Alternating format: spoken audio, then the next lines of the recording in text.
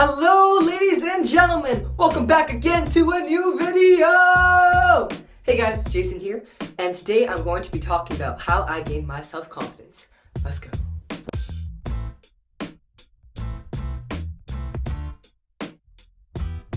Hey guys, so for me, how I built my self-confidence is pretty simple. It goes into three primary categories: self-awareness, interpretation, and taking action. So in this video, I'm going to be talking about three different examples about how I use these three steps in order to overcome these obstacles, and hopefully that can connect with you on a certain way in whatever your challenges are.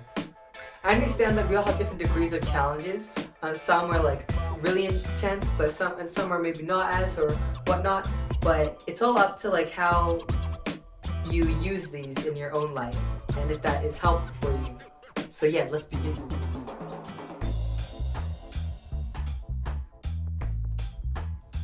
Alright guys, so the first obstacle I want to talk to you guys about was being overweight. In elementary school, I was quite a bit overweight kid. Maybe not like super obese, but it was enough that made me feel like self-conscious about myself.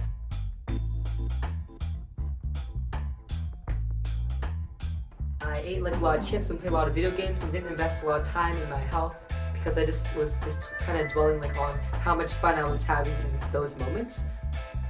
So then, I think it was grade 7 really hit. I went to a field trip and it was like for swimming, and then I just looked at myself and I was like pretty disgusted in how like I had this big kind of like belly compared to other people. And I know people say not to compare myself to other people, but like I just had this kind of anger within myself that I really wanted to change. So I became self-aware.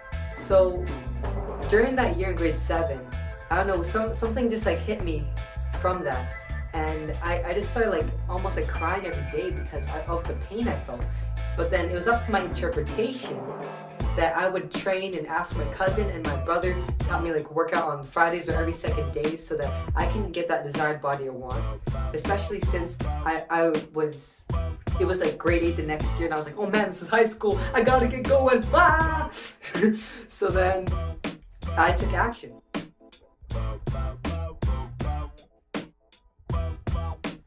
Alright, obstacle number 2 is having acne. And I know it's pretty common among teenagers and a lot of other people to have like acne, but I feel like mine was a little bit severe than the usual.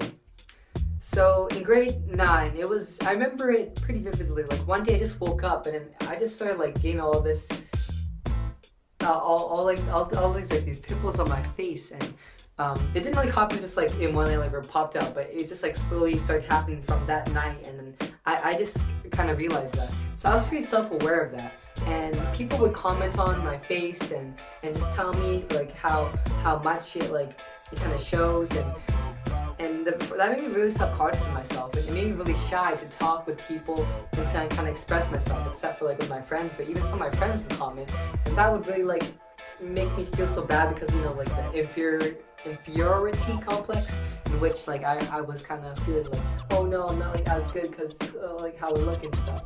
So then I made like a change in like my internal presentation by interpreting that into a way that I want to like improve myself and people care about me.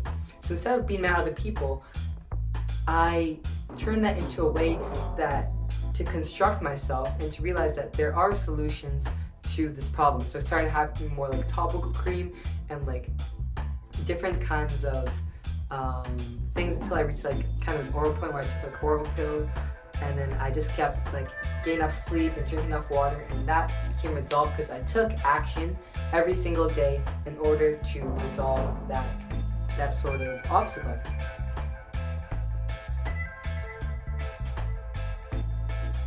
Obstacle number 3, caring what people think. Alright guys, so caring what people think can be a huge obstacle for anybody who wants to like grow themselves as a person. And I know we're all susceptible to that because we're all humans, we all care about each other's opinions. But what I mean by caring what people think is focusing more on what belongs like in your heart, other than like so much of the noise that's happening in the world. Of course, it's good not to be like totally cynical and like neglect all of some like the opinions, especially the ones that are close to you, and that are honest and direct, because that can help you develop as a person. Okay, I'll give you an example. So basically, an example of this in my life would be that even when I passed having acne or being overweight, I still had some of a confidence issue with talking with people because of me thinking about what they're gonna be saying about me if I approach them, and then they talk back at me or whatnot. I was just pretty freaking nervous. Sometimes that still happens to me too, but I feel like I've gained more self-confidence by just getting past that and investing in myself and what I want in the relationships that I have with people. So before, when I was trying to of course I'm still learning, when I was learning more about connecting with people, I would read self-help books, How to Win Friends and Influence People is a good one, Unlimited Power, Anthony Robbins, Awaken Within by Anthony Robbins. Anthony Robbins is pretty good. The 7 Habits of High Effective People. I just basically invested my mind in articles and content that would help me be more confident with myself, and then that would attract people that I want in my life. So I was self-aware by understanding that this was a problem for me, and that the second thing is that how I interpreted it. I interpreted it in a way that I asked myself why am I like this? Why am I shy? And what can I do about it so that I can build more meaningful connections with people? And then I took action, which is one of the most important things, or the most important, to actually get yourself out there, because you're not always going to be doing, the best the first time or second time. You just gotta keep going until you get what you want in your life. And that applies for anything when you keep moving forward. Okay, and the quote of the day is, "Man is not the creature of circumstances. Circumstances are the creatures of men," by Benjamin Disraeli.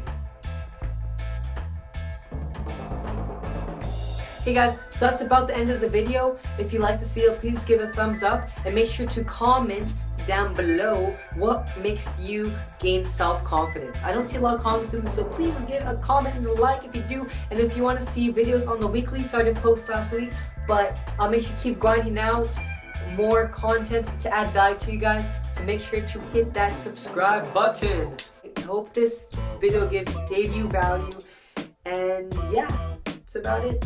And make sure that next time you feel that you have an obstacle to overcome and you're feeling shy and you want to gain self-confidence, just remember to sit. But not physically sit. I mean, you can physically sit, but make sure to follow through and be self-aware, interpret, and take action appropriately.